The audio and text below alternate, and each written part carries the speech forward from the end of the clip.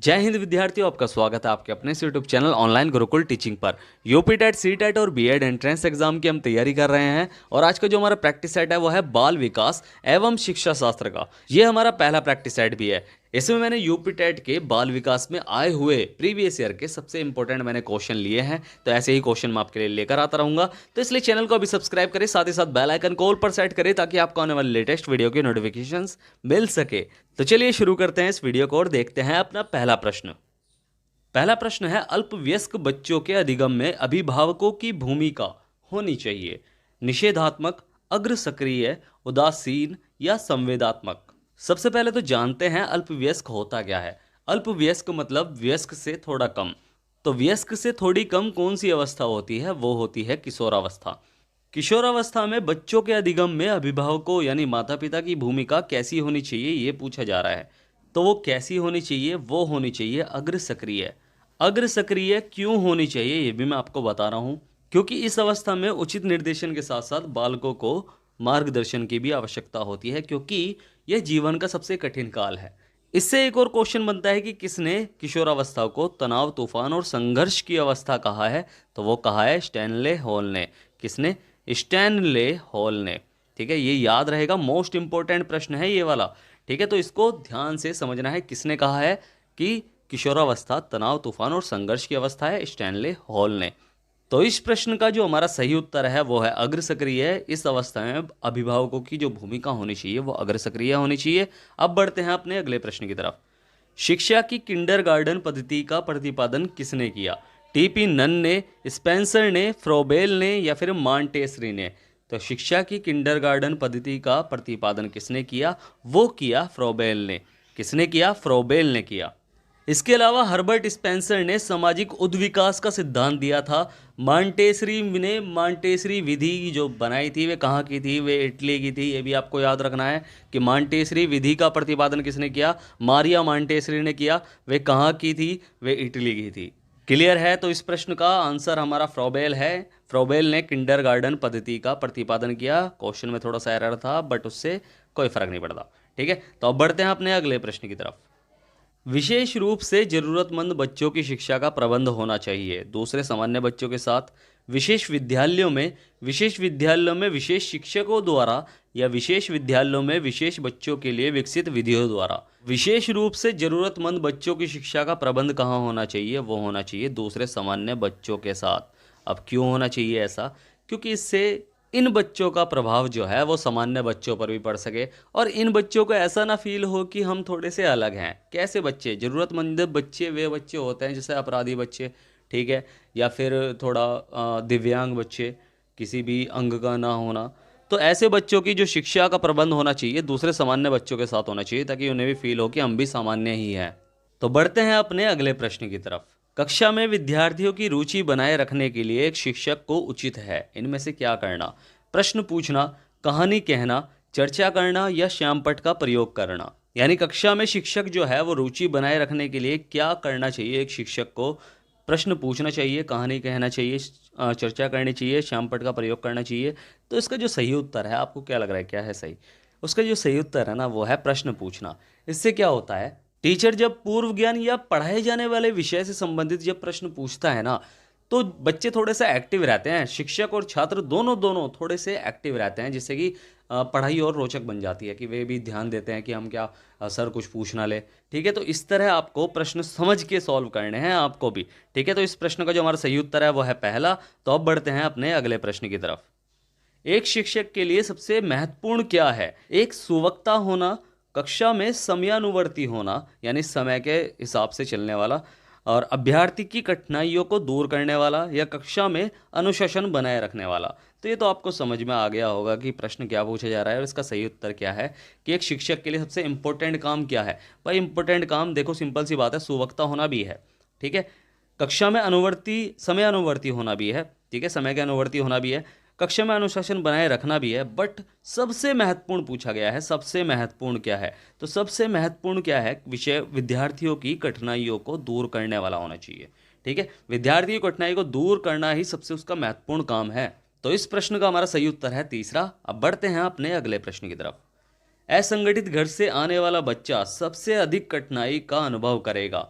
सुनिर्मित पाठों में, स्वतंत्र अध्ययन में, नियोजित निर्देश में, अभ्यास पुस्तिकाओं में। असंगठित घर से आने वाला बच्चा क्या करता है भाई, उसके मम्मी पापा उन पर ध्यान नहीं देते बच्चों पर, और इसलिए वे तो मैं देखो एक तो अनुशासनहीन होते हैं बहुत ज़्यादा, और उनमें आत्मनिर्भरता की कमी होती है, हर काम अपने आप नहीं कर सकते। ठीक है, तो वे क्या करते हैं, उन्हें सबसे ज़्यादा प्रॉब्लम होती है, सबसे अधिक कठिनाई का अनुभव किस चीज़ में करेंगे, वे करेंगे स्वतंत्र अध्ययन करने में। वे खुल के अध्ययन नहीं कर पाएंगे क्योंकि वे एक तो अनुशासनहीन होते हैं, और अनुशासनहीन होते हैं तो हर काम खुद भी नहीं करते, यानी आत्मनिर्भर भी नहीं होते। तो यानी सिंपल सी बात है, वे अध्ययन करने में स्वतंत्र तरीके से अध्ययन करने में बिल्कुल कठिनाई का अनुभव करेंगे। ठीक है, तो इस प्रश्न का हमारा जो सही उत्तर है वो है दूसरा। अब बढ़ते हैं अपने अगले प्रश्न की तरफ। बच्चों के बौद्धिक विकास के 4 सुस्पष्ट स्तरों को पहचाना गया था, कोलबर्ग के द्वारा, एरिक्सन के द्वारा, स्किनर के द्वारा या पियाजे के द्वारा।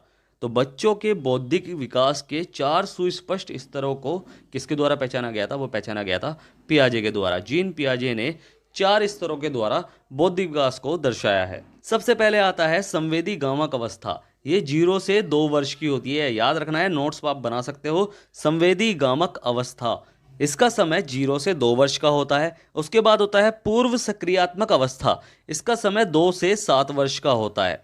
ठीक है, इसके बाद आता है मूर्त सक्रियात्मक अवस्था, इसका समय 7 से 11 वर्ष का या 12 वर्ष का होता है। मैं 12 ही करूंगा इसे, 7 से 11 होता है वैसे तो। औपचारिक, इसके बाद जो आता है वो होता है औपचारिक सक्रियात्मक या अमूर्त चिंतन अवस्था, इसका समय होता है 12 से 18 या 19 वर्ष।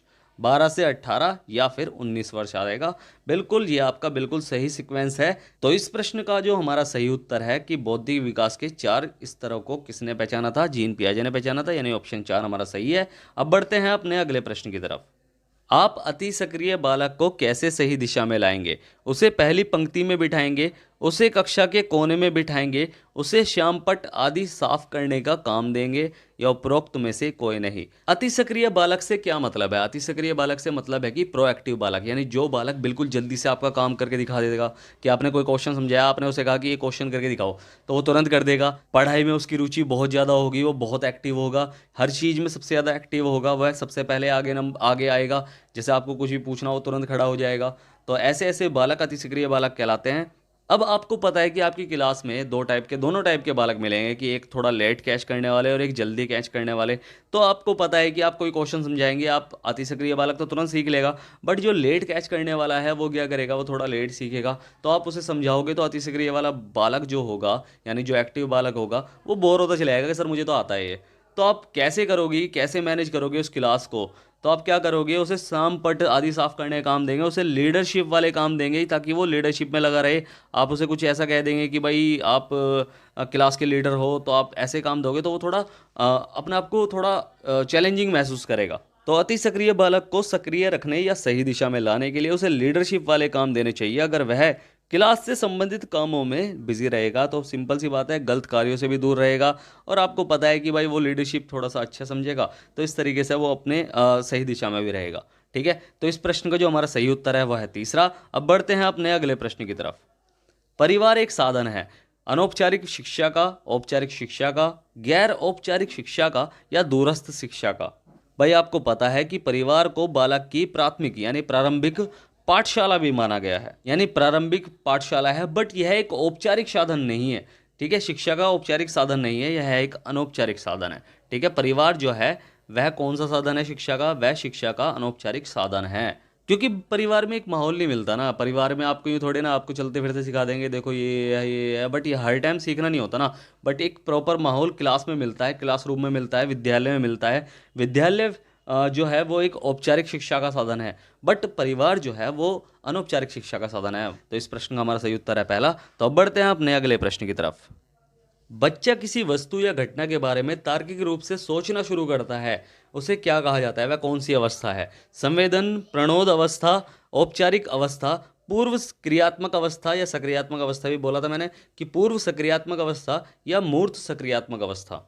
तो आपको पता है कि बच्चा जो है वो तार्किक रूप से सोचना कब शुरू करता है? जब वह बाल्यावस्था में होता है। ठीक है, स्कूल के टाइम पर होता है तो वो थोड़ा सा सोचना स्टार्ट कर देता है कि तार्किक रूप से कि कैसी कैसी चीज़ कैसे हो सकती है। ठीक है, थोड़ा सोचना शुरू कर देता है, तो तार्किक रूप से सोचना शुरू करता है बाल्यावस्था में। अब इसमें से बाल्यावस्था का सही क्रम कौन सा है, या सही काल कौन सा है? तो आपको पता है कि मूर्त सक्रियात्मक अवस्था की अवधि क्या होती है? 7 से 11 वर्ष होती है। पूर्व सक्रियात्मक अवस्था की अवधि क्या होती है? 2 से 7 वर्ष होती है। ठीक है, और औपचारिक तो है नहीं ये, बट संवेदन प्रणोद की 0 से 2 वर्ष होती है, ये भी आपको पता है। तो बिल्कुल सही आंसर इसका कौन सा होगा? वो होगा मूर्त सक्रियात्मक अवस्था, यानी 7 से 11 वर्ष। इस अवस्था में ही बच्चा किसी वस्तु या घटना के बारे में तार्किक रूप से सोचना शुरू कर देता है। ठीक है, तो इस प्रश्न का जो हमारा सही उत्तर है वो है चौथा। अब बढ़ते हैं अपने अगले प्रश्न की तरफ। बच्चों के संज्ञानात्मक विकास को सबसे अच्छे तरीके से कहाँ परिभाषित किया जा सकता है? खेल के मैदान में, विद्यालय एवं कक्षा में, ऑडिटोरियम में या फिर गृह में? तो बच्चों के संज्ञानात्मक विकास को सबसे अच्छे तरीके से कहाँ परिभाषित किया जा सकता है? विद्यालय एवं कक्षा में। सिर्फ यही बच्चों के लिए तार्किक रूप से सोचना सिखाया जाता है। आपको पता है कि सबसे सही जगह यही है। ठीक है, तो इस प्रश्न का हमारा सही उत्तर है दूसरा। अब बढ़ते हैं अपने अगले प्रश्न की तरफ। विद्यार्थियों का विद्यालय में खेलना क्यों उचित है? यह शिक्षकों के लिए काम आसान करेगा, यह उन्हें शारीरिक रूप से सशक्त बनाएगा, यह समय बिताने में सहायक होगा, या यह सहयोग व संतुलन का विकास करेगा? तो विद्यार्थियों का विद्यालय में खेलना क्यों उचित है? क्योंकि इससे विद्यार्थियों का विद्यालय में सहयोग व संतुलन का विकास होगा।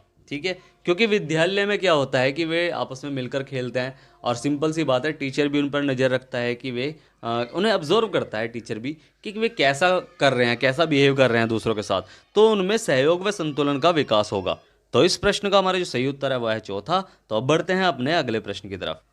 एक अभिभावक आपसे विद्यालय में मिलने के लिए कभी नहीं आते हैं, तो आप क्या करेंगे? बच्चों की उपेक्षा करेंगे, अभिभावकों को लिखेंगे, या आप स्वयं उनसे मिलने जाएंगे, या बच्चों को दंड देना शुरू कर देंगे?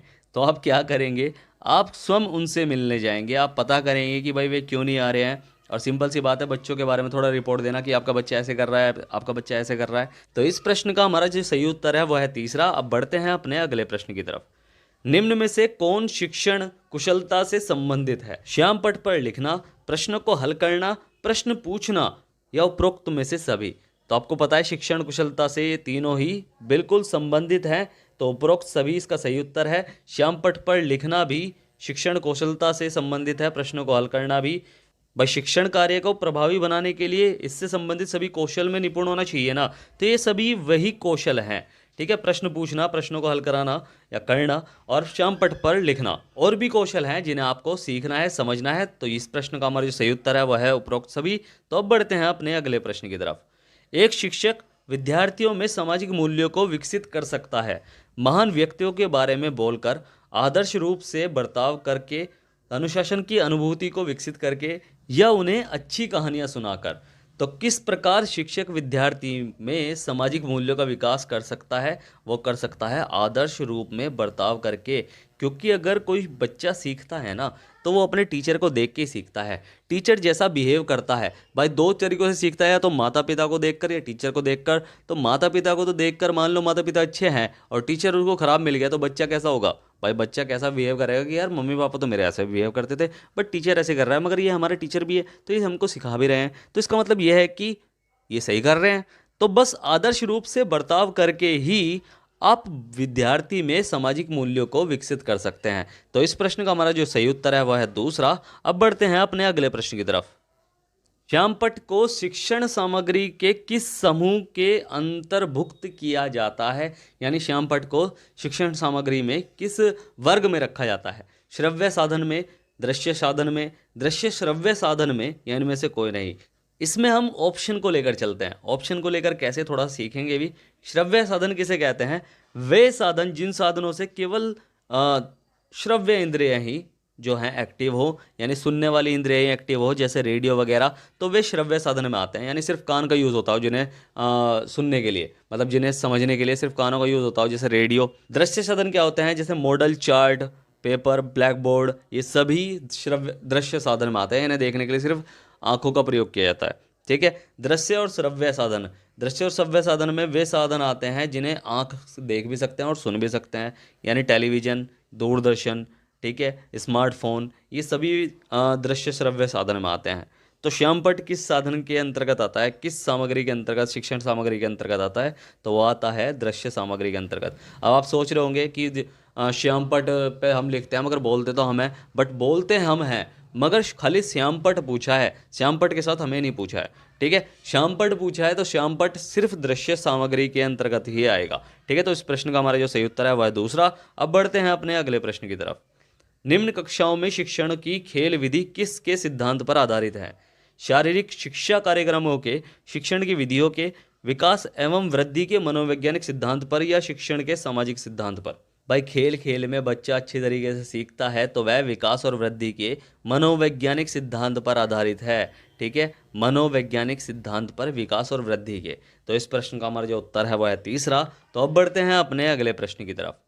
ये सभी प्रश्न यूपी टेट एग्जाम में प्रीवियस ईयर में पूछे जा चुके हैं। ठीक है, तो प्रश्न को ध्यान से समझना है किस टाइप के प्रश्न आते हैं। तो डैश को अनुप्रेरित शिक्षण के एक संकेत के रूप में विवेचित किया जाता है। कक्षा में अधिकतम उपस्थिति को, विद्यार्थी द्वारा प्रश्न पूछने को, कक्षा में पूर्ण निरस्ता को, तो ये तो कटिंग हो गया, शिक्षक द्वारा किया गया उपचारात्मक कार्य को। तो किसे अनुप्रेरित शिक्षण के एक संकेत के रूप में विवेचित किया जा सकता है? तो वो किया जा सकता है विद्यार्थियों द्वारा प्रश्न पूछने को। अगर विद्यार्थी प्रश्न पूछेगा तो टीचर को लगेगा कि वो एक्टिव बच्चा है, हम उसे और प्रेरित कर रहे हैं प्रश्न पूछने के लिए, तो वह और प्रेरित होगा पढ़ने के लिए, शिक्षण के लिए। तो इस प्रश्न का जो हमारा सही उत्तर है वो है दूसरा। अब बढ़ते हैं अपने अंतिम प्रश्न यानी लास्ट प्रश्न पर। डिसलेक्सिया संबंधित है मानसिक विकार से, गणितीय विकार से, व्यवहारिक विकार से या पठन विकार से? डिसलेक्सिया किससे संबंधित है? भाई डिसलेक्सिया से ग्रसित जो बालक होता है वह अगर उसे लिखा जाए वाज, क्या लिखा जाए वाज, तो वह पढ़ता है उसे सा, SAW, यानी सीधा उल्टा पढ़ता है उसे। ठीक है, अगर वो उल्टा पढ़ता है तो इसका मतलब यह है कि उसे पढ़ने वाला विकार है। अगर पढ़ने वाला विकार है तो वह पठन विकार है। तो इस प्रश्न का जो हमारा सही उत्तर है वह है चौथा। तो यूपी टेट में प्रीवियस ईयर में यही प्रश्न पूछे जा चुके हैं अब तक। तो प्रश्न आपको कैसे लगे? अगर वीडियो अच्छी लगी है तो वीडियो करें लाइक, शेयर करें, जितना हो सके सब्सक्राइब करें। आपका ये चैनल है, सब्सक्राइब का बटन नीचे दिया हुआ है, इस पर टच कीजिए, साथ ही साथ बेल आइकन को ऑल पर सेट कीजिए ताकि आपको आने वाली लेटेस्ट वीडियो की नोटिफिकेशंस मिल सके। तो मिलते हैं फिर अगली वीडियो में, तब तक के लिए bye bye, tata, see you, Jai Hind.